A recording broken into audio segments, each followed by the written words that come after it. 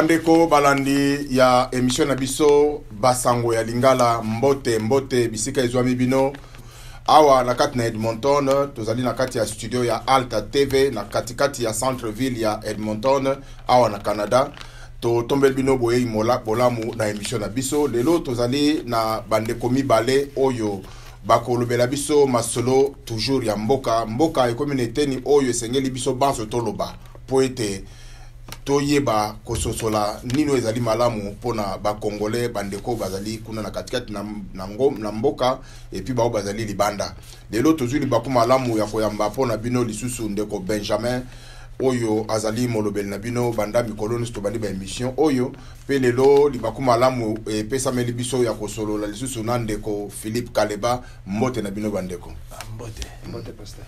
Alors esengo mingi komona bino lisusu lelo to meka kosolola lisusu makambo etali kita ya mboka na biso ma sango ezali ebele tolali tolamuki il y a toujours des nouvelles oyo etali mboka na biso ezali important que tout ça pe moi libanga na biso na masolo tolali kobeta.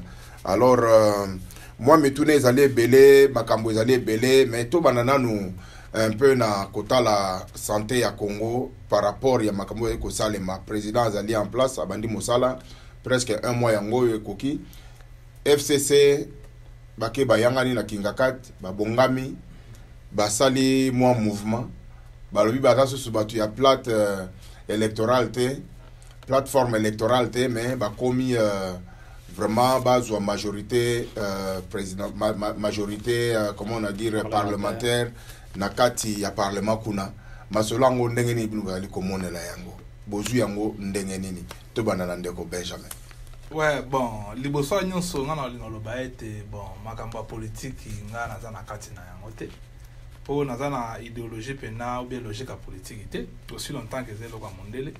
Mais bon, na komona na yupe ko sala analyse na ngai par rapport na kati eloko na ndeo sema na kati ya mboka. Na kanisa bon, FCC ezali parti politique te. FCC ezali plateforme moko basala ki pona ba élection. Toyebiete na mboka place balobi makamba politique ezali po ete politique plutôt parti politique ezala reconnu parti politique et sengeli ele kana ba norme ya ministère affaires ministère intérieur ya monde mutu ekozwa acte ya un parti politique po ete ezala parti politique. Ce qui FCC balobi kete bazali majoritaire na parlement et puis bazokende kosangana pona ko renforcer banini na bango pona majorité na bango na parlement. Je crois que les ali faux problème parce que ba njambe be étape balukina no ko bongisa na po FCC comme un parti politique té.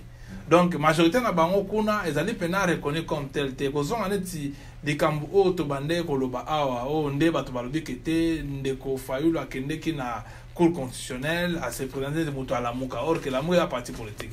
La mouka est une plateforme électorale. Alors, tant où yo s'enregistrer, soit il faut tant opposé candidature, il faut soit indépendant, soit au s'enregistrer qui était un parti politique songolo. De même, FCC aussi longtemps que les partis politiques étaient donc c'est que et là quand moko bakosala na cadre qui était base à la majorité na parlement vraiment nazali komona ngo penate. Dans un premier temps. D'accord Philippe, comment lecture na yo na likambo yo regroupement wana renforcement na niveau FCC simaya Joseph Kabila yo moni ngondenge ngai renforcement ya Joseph Kabila pona ngai na équipe ba nebele bazolo bela o Joseph Kabila ngia renforcer pour accueillir sa gouvernement en place au lingi ko s'installer pona ngai Joseph Kabila azana position moko ya mabe yango wana azo renforcer position na ye position mabe na ndenge nini position mabe na ndenge ya mode ba déplacement président azo sala megolo yo ya sala yango te azo mona ngone te menace. OK auti ko yamba 2 jours passés auti ko yamba des émissaires américains na ba émissaires européens auti fungola mbala moko espace Schengen o Kabila kangaki auti fungola ngo nyoso mbala moko na ko yamba ba émissaires américains na ba européens mbala moko Kabila na gouvernement na salamate azo mona ngone te menace yangwana ao renforcer plateforme base na ye pe abima neti aza imbralete mais bandeko bazo ko interpréter ngo na ndenge na bango ezolo comme aza ko se sentir menacé. Mais est-ce que soko totali visite na yemba leki awa kenda yi kotala président Félix Tshisekedi, les raisons ne sont pas encore trop claires tina kenda ki, mais il paraît que va fanda kuna au moins plus de 4 heures du temps. Mais est-ce que vous pensez que ezali na boyokani parce que ba outi na visite wana kala te bango bakeki kinga kati koyokana pona ko s'arranger na ndenge bala ko se renforcer wana. Est-ce que cause la te système de balwa ke to luka molobeli moko o ya ko former majorité parlementaire en faveur de Tshisekedi cause la yango te bakene koyokana. Ngai pona ngai ngana ko répondre boy. Kabila to yebi azaka mesema ko orgueil. Kabila ko longola makolone tapeta ba ki pa ya président Tshisekedi. Paulo Bilema kama ndenga ko former gouvernement ou bien ko nommer premier ministre. Soki yango wa ko lobela na téléphone. Ana raison ko kende pas Kabila za ko rogeye. Soka aki ko mona président Tshisekedi. Premièrement c'est parce que a moniqué pouvoir azana ngoni sous-souté. Deuxièmement pour na ko lobela makambo ya ko former gouvernement ko bimisa premier ministre ba ko fanda pendant plus de 4 heures de temps.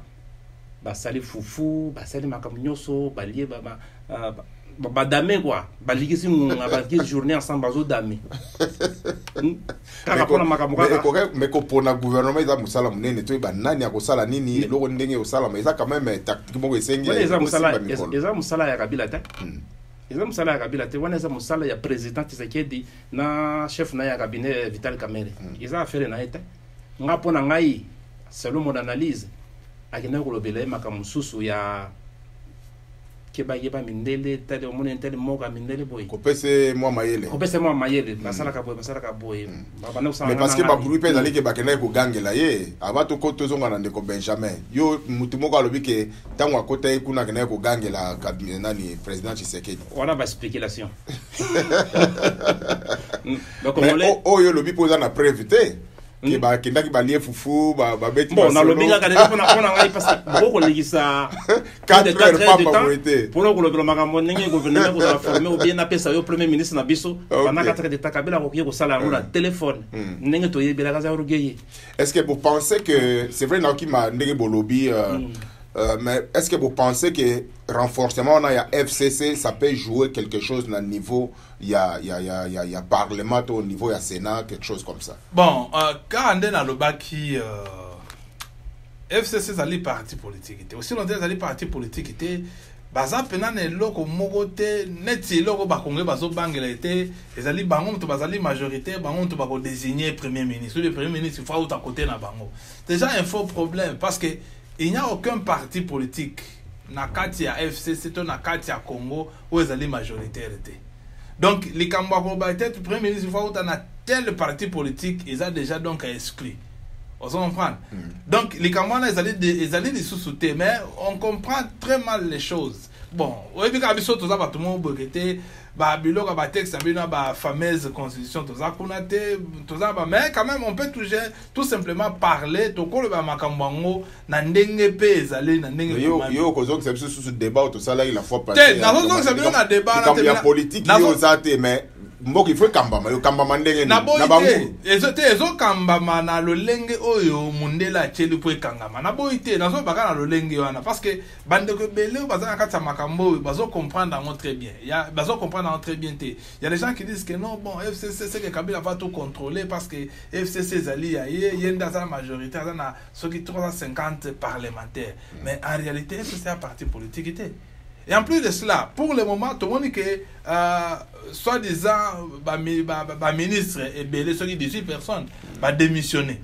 Pour parti politique, il faut ministre. Ministre, va démissionner. Va démissionner. Voie logique, c'est que pour baser dans la fonction. Tout justement. Mais est-ce que FCC, ceux qui sont comme plateforme, ou bien association, comment est-ce qu'on peut appeler politique ou quoi que ce soit, est-ce que Bakei Kokoti Samona ministère affaires il y a intérieur pour être ministère intérieur à reconnaître yango mais ndeko Philippe a lobby que raison maka Césali parce que alors qu'on se sentit menacé yango alinko luka renforcement yo au réagir na likambana écoutez makambo eza makambo yebani bien renforcement na ye ko uta na FCC de parce que FCC ba ko protéger na eloko ata moko te FCC soki neti bato bachaki o bachaka bango les décideurs so ba bi que te bon histoire à Kabila pour le moment tozo kende ko silisa yango renforcement ata soka za renforcement FCC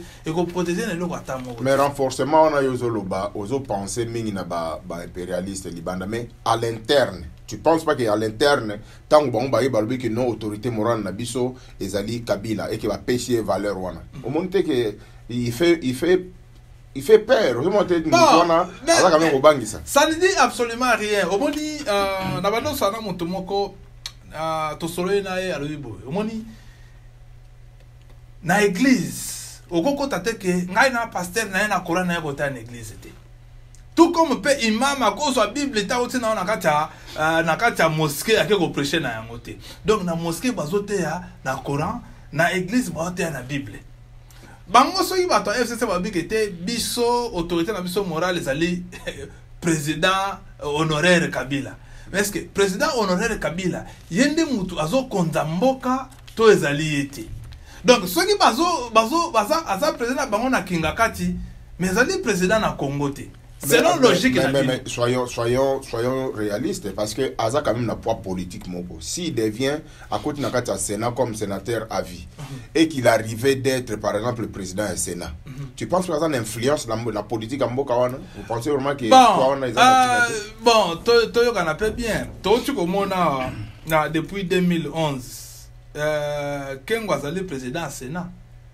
Bon, Ken Wazali pendant tous ces 8 ans. Non. Influence, notre a été influence, mon gars, dans des cas, non, mais je pense que le contexte est différent parce que Kengo n'a jamais été président de la République, Kengo n'a jamais cédé présidence na Moutumoro donné parce que et l'autre là tous allés côté il a avenir à Kabila, tous ils battent avenir les années. Bon, avenir à Kabila, selon Gaï, n'expérience, n'a pas été avenir à Kabila. Bato ba ebi yango ezali bisote bato ba ebi afene Kabila ezali bato impérialiste moto bache pembeni ba bigete moto mususu aya to fandise wana donc bango nem to ba ko ba venir nae po Chiluba avant kufa Chiluba pas ala pe na dauphin nae Chiluba Alexa dauphin mais dauphin attend a commis le lendemain Chiluba commis ko traquer plutôt dauphin a commis traquer Chiluba on se comprend donc c'est à dire que ce n'était pas ezali na propre guerre de fin wanati mais ça dit que makamunde ba bongisa na ba décider ne ba sala ba impérialiste ne ba sala poursuivre na yango yana lobi que futur ya Kabila le lendemain na ye ce qui biso to lobi yango tam su to koza la toke mingi c'est bon alors futur ya Kabila to kotala de toutes les façons mikolo so ezo pusana to yeba ka mutu o azana libandia solo te to koyeba ngo mais to zonga na nunde ko Philippe est-ce que position ya président Tshisekedi face à renforcement ya FCC est-ce que akoki ko craindre yango akoki ko sepela nango est-ce que ça pour intérêt na ye yo mona onde ngai bon na ko taper na logique ya Benjamin pour mener Kabila ndenge zana en réalité Kabila prisonnier na biso technique c'est prisonnier seul le Congo qui peut le protéger et il a intérêt de s'humilier awo sakanate soko bato bazolo ba Kabila ko sala Kabila un pouvoir de mon côté na Congo c'est fini c'est ça la réalité mais expliquez dans le monde bien intéressant on a les prisonniers techniques na biso na ndenge nini technique c'est-à-dire c'est une question de temps et il le sait qu'à tout moment tu ko kamataye tout livrer bisoko to ko livrer ou tout juger wana c'est une question de temps c'est pour ça président Félix il est tranquille à travailler. Et là, on a président Félix qui est dans le camp Tchatch. Ou bien quoi améliorer social, militaire, famille, et Kabila est salaire qui est bien été. Parce que ça, les Cambo, il y a salaté. C'est-à-dire, ce qui est soda, social, la banque est amélioré, passage, la banque est maté. Mais automatiquement, ils sont tous derrière le président.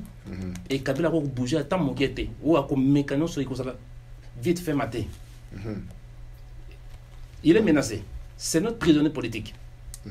Kabila peut aller nulle part, il peut pas se promener à l'étranger. Exactement, c'est pour ça que Kabila n'a pas Kabila a un pouvoir monter dans le Congo.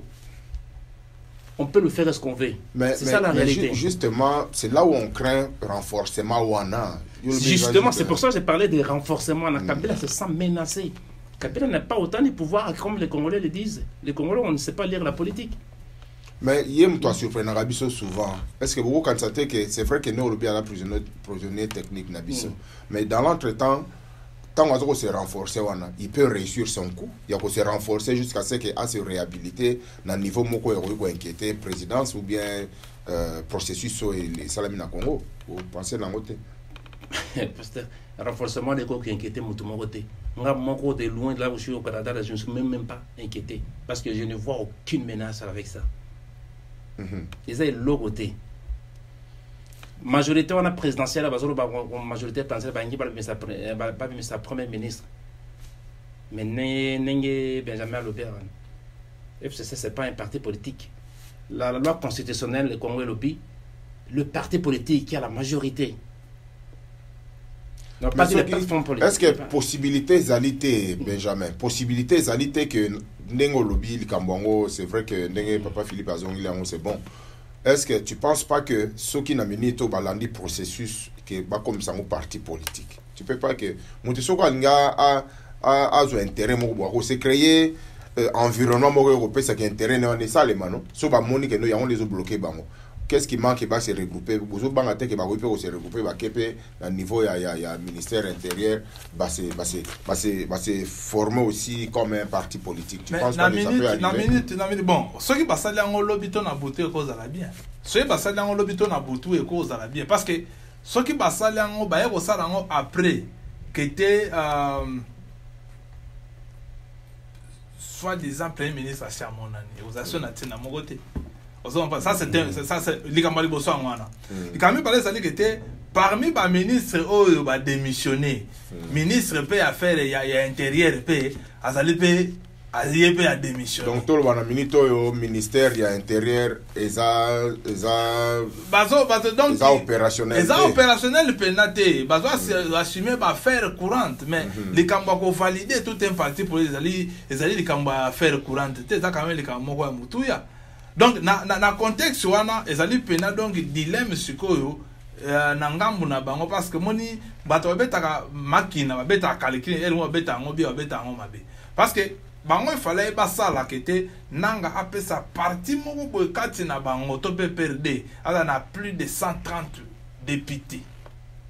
So sikoyo est tombé kete pe perdre ngo moko to AABB et bimina bongo te ba bimina moins de cela. C'est difficile. Donc, c'est-à-dire que, attends, tout le monde est majoritaire. Parti à Tamoko, exact. Bon, nakanisi to lobeli moi mutuna moi mingi, mais comme on s'est dit, la politique à Congo Mikolo, c'est vraiment difficile de prédire parce que tout peut changer à tout moment. C'est ça les massofs, moi policiers, qu'est-ce qu'ils ont dans la caboche. Mais le coup de Total les alliés, tout le monde a polé.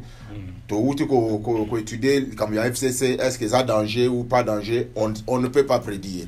Mais seulement bon moi raison. Qu'est-ce qu'ils sont en train de planifier tout éviter mais tout quand même moi éclaircissement na bandeko awa on a appris que Kabila a rendu prisonnier technique Nabiso.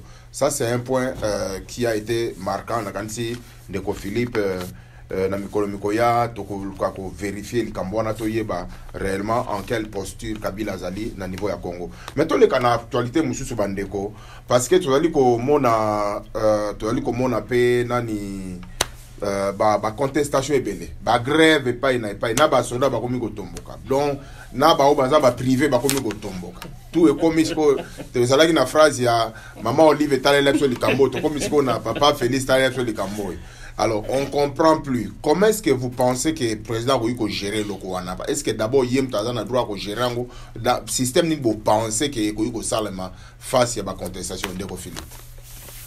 Bon, moi na relevé le Rwanda dans le sens que j'ai remarqué que la plupart de nos compatriotes congolais au délai doivent comprendre le sens de la politique était. On ne comprend pas comment l'administration marche. Ça, je l'ai remarqué. Avec Bandegwebele.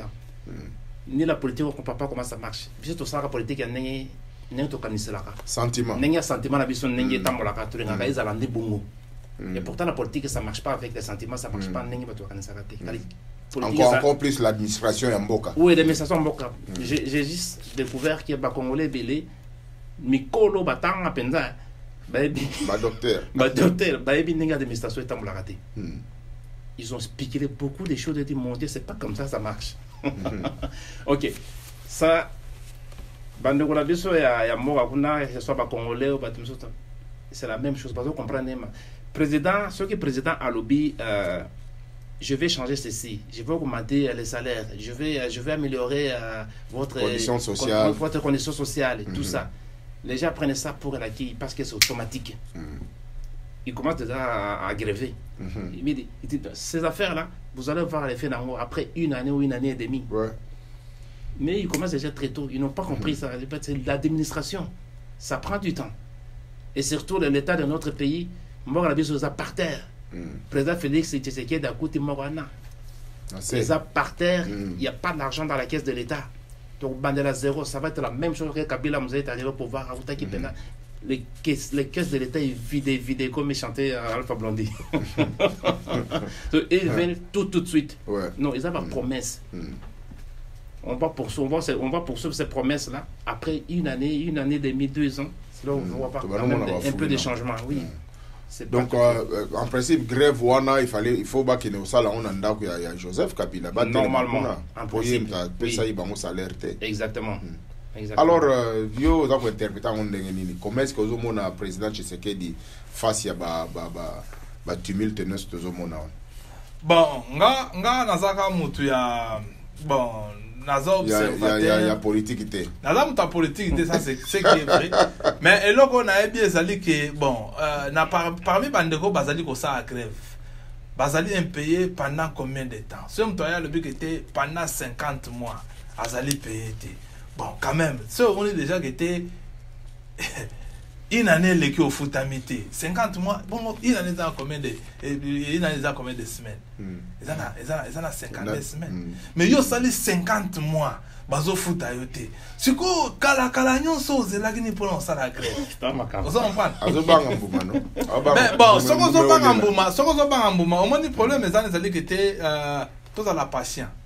Nzala mukolo moyo ko bare mo parce que aussi tenir les gens nzala ya 50 mois aux impayés. Siko 1 mois to ina ne zo bakisama okufa pété. Kanga ka motema zo comprendre parce que normalement ceux qui batu mususu ya sikabaye bakoye ba état na bino kete bato ba fute bango te pendant toute une année. Vous comprenez? Ça ko makambo beta piololo te za makambo ko to yembela banzembu te. Bakoye ba so ba za bato bonne fois. Moi ni kama na loba liboso na loba ka émission de kana bikete. Le problème est que impérialiste, il y a azotia mutuna magistrature. Ça dépend maintenant ce qu'il y a mutuana azala na motema malamu pona kosunga ba peuple. Ce qui motema mabe ezali esili bokufi. Vous comprenez? Alors, na minute oyo, ce qui était impérialiste c'est batie mutu ya bonne foi. C'est que mutu bonne foi nande ce ko tala ce ko ba condition de vie par rapport à ma promesse ndenge azolo bana ba discours na ce qui était à contenir makambo à lobby. Ce que bato basa la patient, base là parce que na bato mususu ya ba secteur privé. Bazo sala ba grève. Na éviter ce bazo sala ba grève pour être ya tere sous makam na bango. Donc quand ndenge dans lobby, donc on ne comprend pas comment est-ce que bilo quand marche aka. Et ça quand même lo moko boui. Mais moni bandeko bazami na munoko.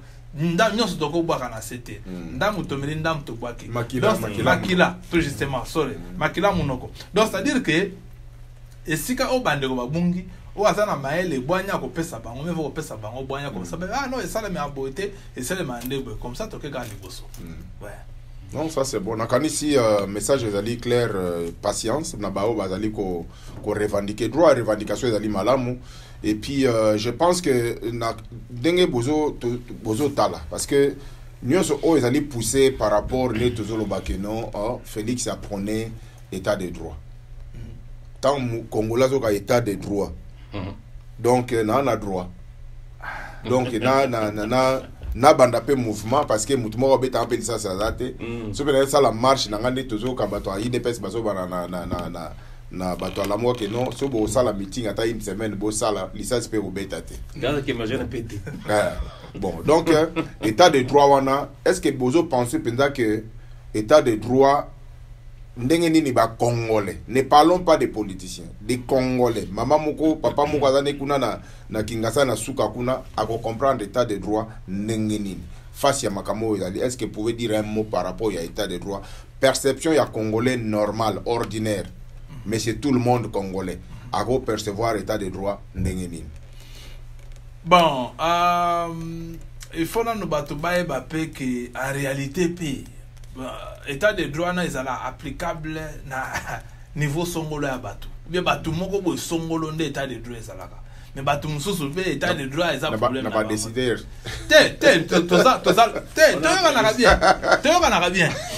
Toyokana bien. Na États-Unis, na Canada, na Occident partout. État de droit ezali applicable na série moko bo ya bato. Ce n'est pas tout le monde. Vous comprenez? Ce n'est pas que les lots Clinton a zolé kana balabala a tout na mutuka okoye sa ali kambo état de droit. Ba ko peso mwa mbongo moko bo pokanga monoko a faire évidemment mais ce qui pena que était na ndenge état de droit normal, vous allez le revendiquer. Donc ce qu'on a ce qu'on a ndenge ya Congo to boité ba peuple salé belle mais ce ko bandeko ba yo ka état de droit comme étant slogan. Vous comprenez? État de droit peut exalter que automatiquement ce cas les lots bateau va prendre que état de droit va commis soit des ambakambi ndepé état de droit vendre au salaté. Il faut que ça prenne le temps. Vous comprenez?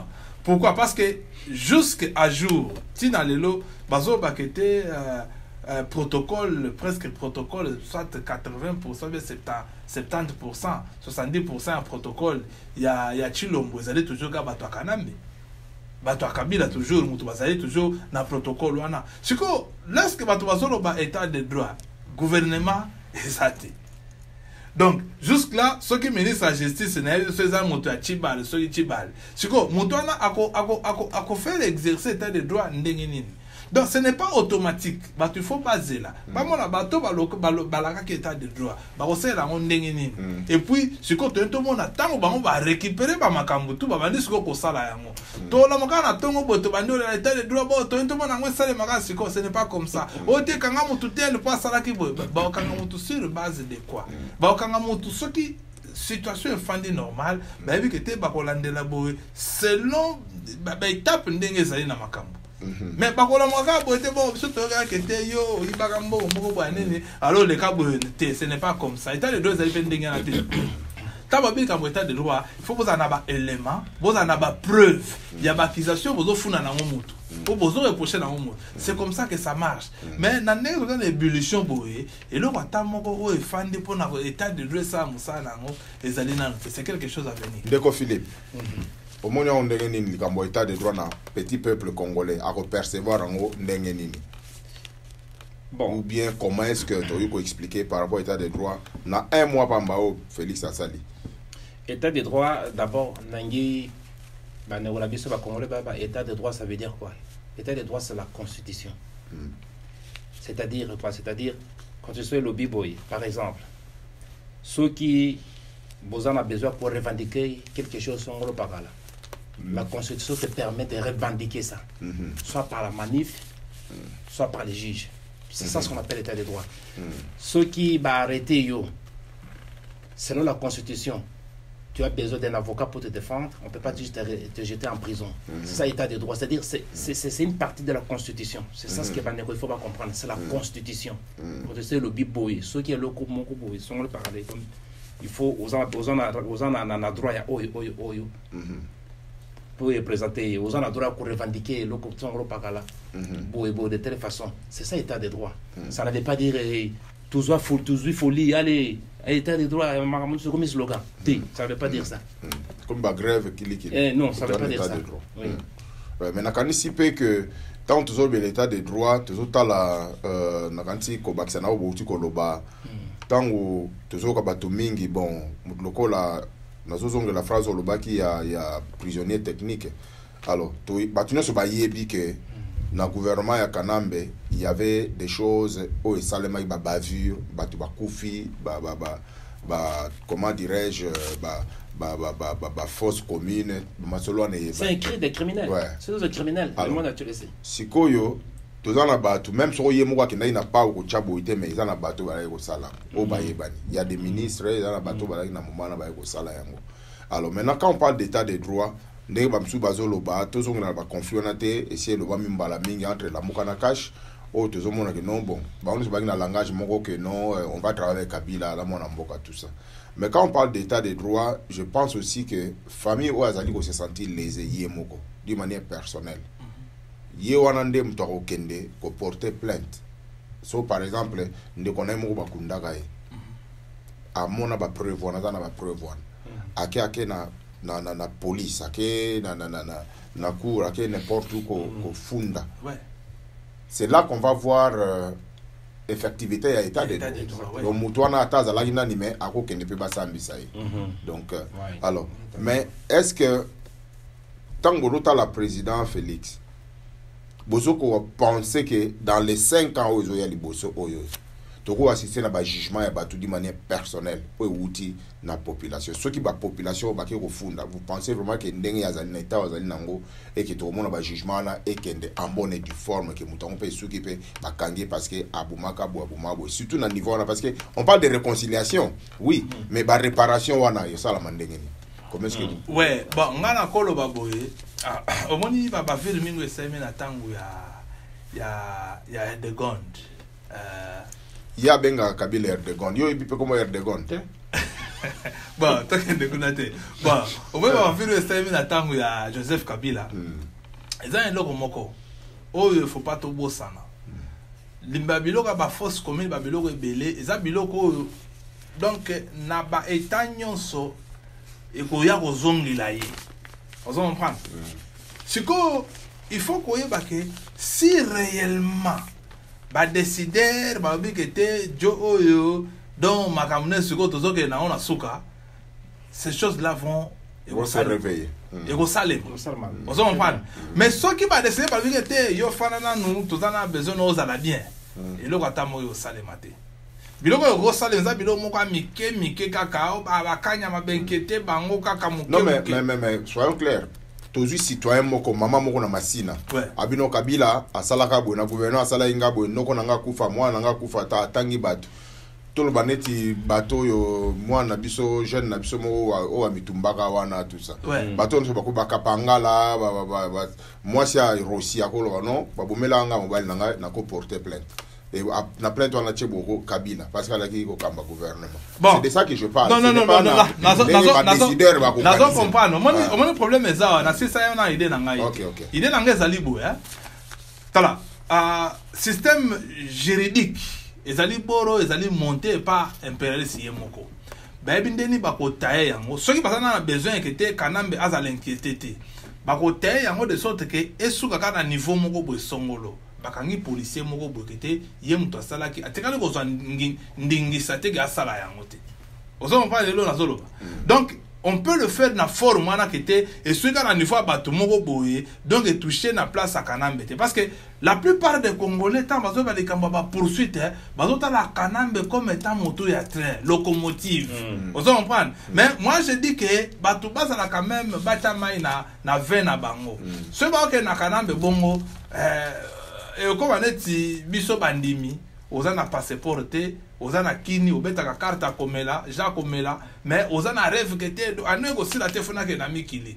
osala ka ba jeune osala ka ba retraite moza na ndeko na poto te oza pe na passeport te oza pe ata na mbongo te ke na ngobo ke te okoti na kati ambassade osali interview à visa vous comprenez siko bandeko o bazoka sakete na kati état de droit chilo mofwa kanga Kabila donc bakobimisa epe nde bandeko msuba misa nzambe mutu alokota na 100 litres mais voyage pas poser ce monde entier c'est que bandeko wana ba na chilo mbaza aventurier alobi état de droit mais Kanambe yo asirklaka bakanga ka été donc il faut ba comprendre à niveau wana ndeko Philippe intervention dans des nations intervention za nenya lobele za nenya na c'est-à-dire nanga na waki ba congolais belé bandeko belé bazoloba oh Kanambe aboma ebele na Congo mais président Félix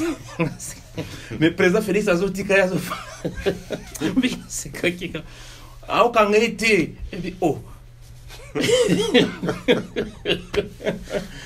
mais puis oh c'est-à-dire yo makamango zo mona ngonde ngana c'est-à-dire le cours président Félix comme président pas mara moko bando kanga amate kana mbe akangi akangi il dit non makamane ko ya malembe ce n'est pas le moment OK ce n'est pas le moment président Félix c'est président mais on n'a pas encore le même rapport de force malgré bakana mais pas dehors ils ont encore la force de nuire ce n'est pas le moment boy baka politique moi ndambo quand même akangai obiki makambo yoko baloga.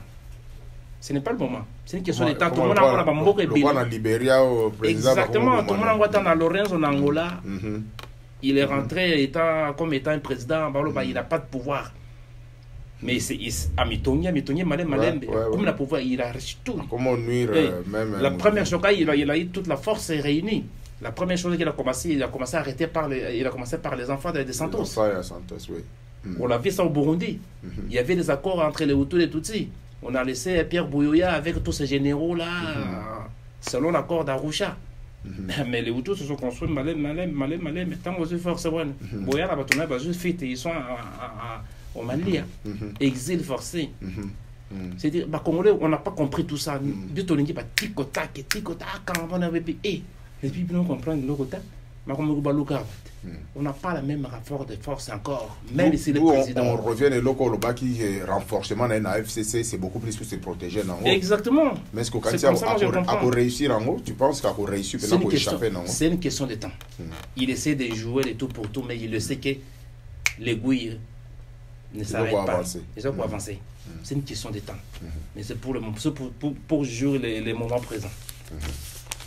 En tout cas, merci mingi matondo pour na biano bopesi ko telemeli mingi kambi FCC constitution na bango ya force est-ce que ça ko inquiété bon to kotale la mikolonie za ko kende mais biano na bino na kanti pesi kamwa matière à réflexion na ba lande na biso to tondi bino botondi na ebité soki na lombango moi li bamoko ya suki ezali ya ko par rapport à la thématique auto-exploitée de Benjamin Monite Moko puis de Philippe. Bon, on a rappelé dans la bande bien que nous makambo na logique politique na logique toujours la politique était ngai loko na na osenga na Congolais ta nyonso ezali que mentalité na biso bongo ebongwana parce que ceux qui tozoba makambo politique to côté la ka leader or leader na situation tozali na situation tozalaka ba leader ba ko apporter gaillard te so ki biso peto salite parce que tout ça na masolo ba leader ba contestation donc ça tambululu ba défi ça na ndenga osakana te vous comprenez donc rien ne peut se faire ndemo buto loba était le président de la République n'est pas un magicien vous comprenez alors eloko ya mutuya ezali que te biso tozonga na place na biso na raisonnement normal vous comprenez pourquoi parce que surtout bandego tous allez toujours na cadre ya contestation na cadre ya dénonciation on a dénoncé na benjir on a dénoncé depuis 2011 on a injurié Kanambe na besoin depuis 2011 donc comme en 2018 na tikala komona ta mutu moko te ya pembeni ya collabo Kanamba vraiment ngai na démissionner pour ba mafinga ba fingi ngai eleki mingi na démissionner na tikala koyoka te. Alors, après les 8 ans ou bien après les 7 ans, s'ajoute encore les 5 ans de Chilombo. Vous comprenez? Tu continues toujours la dénonciation, la injure. Après, on a 5 ans, et on continue. Parce que Kabila est là depuis 2001. Vous comprenez? C'est que ceux qui ont Kabila, 17 ans. Tu peux que Chilombo 17 ans. C'est que tu as un âge nini, tu as un âge nini, et qu'on porte biso le nini. D'où il faut quand même. Tout justement, au moins, tout dans la mécanique, mais tout dans la dynamique. Ce n'est pas dit que quand la dynamique, ça était, tout comme ça, ce que ma impériesse ma coloté, ma bolongoté, et ça dit question kaka, il y a quoi, comment est-ce que tu combines dans le colonie, tu combines dans le lengini. Pour ce qui est de combattre, résistant, donc il y a libéla na libéla. Bakunda biso na menduki omoni pena bakundi pena muto pena cercueil na ye batie Kalachnikov ba grenade kotoyo ba baïonnette ba défi combattant batongele pe monument d'esprit. Ndeko Philippe il y a toujours une minute ça comme la deuxième Ndeko Philippe une minute ben ngana dingi na ibisaka bandeko ba congolais président Félix Tshilombo azawana pour 5 ans comme il a dit les messages des réseaux sociaux, les messages de dénigrement à tout moment, il faut botika. Parce que il faut changer le côté dans le gouvernement, il y a Félix. Il est là pour 5 ans, peut-être renouvelable. Bah, message de dénigrement, flash, oh, urgence. Et Indi. Vérité. Caméra no yango yo tala yango yango na ba. Vérité bimi. Oh, le vérité nyo ceci Apandi vérité. Ba vérité bimi. Bon, c'est ça là. La vérité bimi. Oh, tu le d'ailleurs couteau. Parce que biloko to vivaka na kanambe. On a vu na mutu penda yebo tout un père de famille. Aye penda na écran bi non dit nazo epsa bino boye bondi melangage même ma a coupé que to kangi kanambe nenga za. Abeli liboma su ke komi tale belé donc moi talo sakana ba voiture mike na salon donc des heures de liboma. Et puis ils ont les cas réseaux sociaux. Mais c'est ça, on a dans un quota là. Kabila, Bossalele, Bilokwana. Na évité ça, on va bango, so va bangoti. Mais c'est sûr, là, on est bango quand même. Parce que dans un service information, nous sommes allés que dans tant que tout un bon président, il faut service à communication, bah il y a des journaux. Bah qu'est-ce qui se dit? Hier sur la route na til. Bino ko be angandeni, ndeni ba okuna ba mo ngandeni. Bon d'accord, mais je vais dire tout simplement éco changer et loko mon côté na gouvernement il y a Félix. Tout à fait. Jusqu'à 5 ans renouvelable. Et là comme sous le bibaneko, tous on a patience. Félix azazo baté. Et Tobo Sanate, mon pembene naïe azara mutumso ya boanya. Félix Vital Kamerhe. Vital Kamerhe c'est une machine politique. C'est une machine politique. Yo bo pikulete. Ata bolinga été na ebike ba ebele bolinga été mais c'est un homme très intelligent. Il faut reconnaître Moutazani c'est tout. Oui, bolinga été mais c'est un homme très intelligent. On n'arrive pas à l'avoir politiquement ces messieurs-là. Félix en tout cas il est bien entouré avec Vital Kamerhe. C'est une question d'État. Félix Azamona Poto, il connaît le système. Après lui, Motomousou a modèle. Après lui, Motomousou a continué à modèle. Makamo Kende bien. À mon Poto. Merci.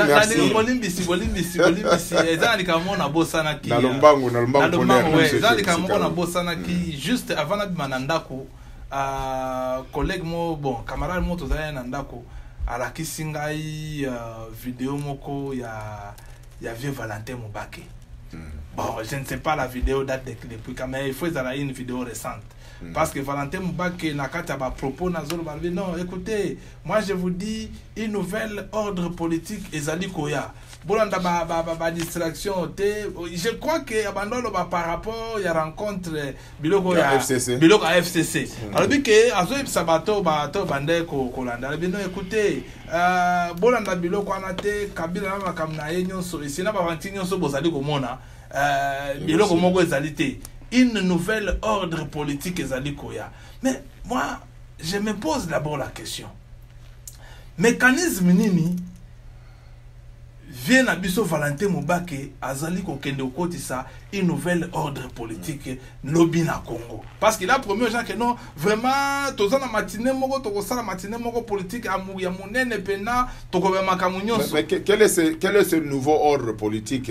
C'est un ordre politique comment dirais-je na dimension nini? C'est que quelqu'un qui peut dire comme ça, c'est que soit azala manduki comme ça, bon, c'est ça que je me dis. Je m'excuse pour n'avoir utilisé le terme une nouvelle ordre, un nouveau ordre politique, c'est ce qu'il a dit. Bon, on a confondu. Alors, un nouveau ordre politique, Ezali Koya, mais moi je me pose la question. Mundelo lengi asala ba makamunae a telebino institution moko boya distraction Union africaine nakati Afrique.